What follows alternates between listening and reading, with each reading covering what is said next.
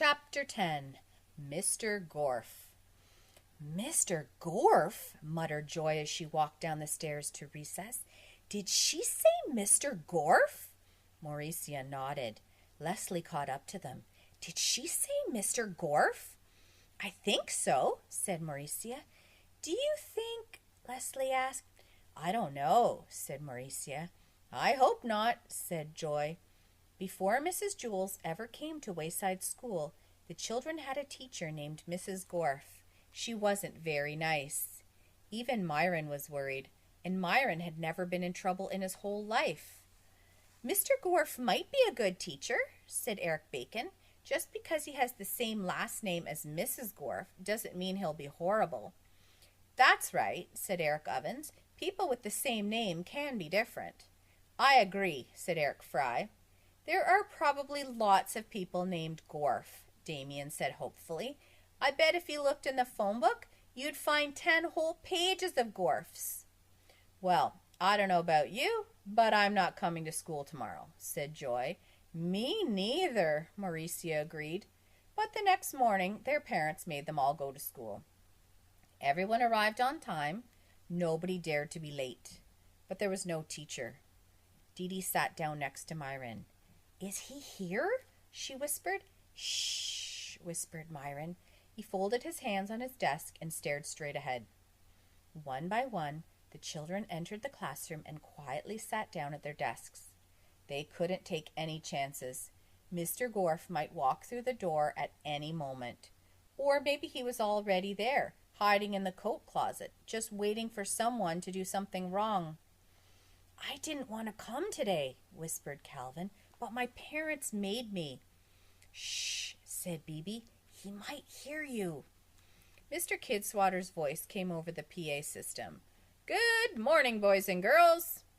"Good morning, Mr. Kidswatter," the children all answered together, like good little boys and girls.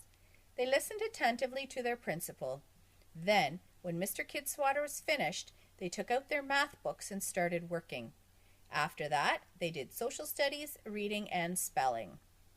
When the recess bell rang, the children put their books neatly in their desks, quietly lined up, and walked out of the room and down the stairs. "So, how's your substitute teacher?" asked Louis out on the playground. "Tough," said Bebe. "I've never worked so hard in my life."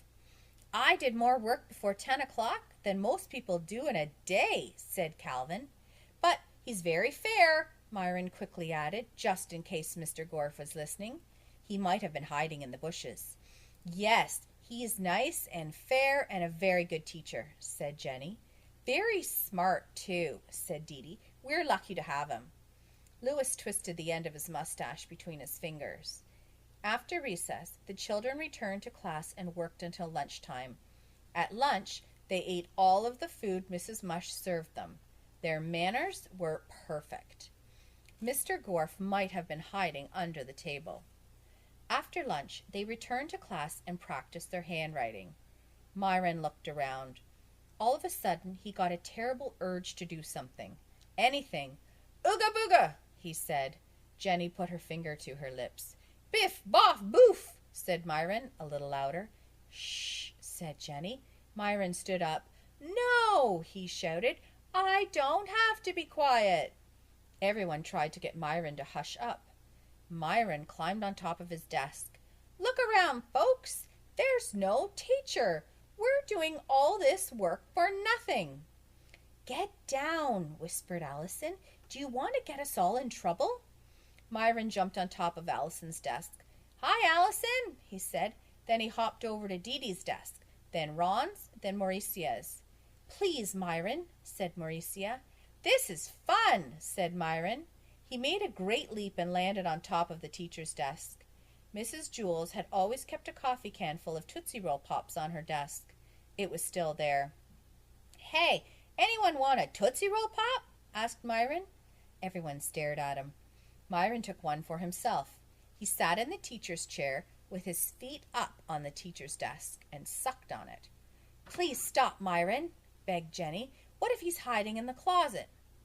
"Get real," said Myron. "Why would he be hiding in the closet?"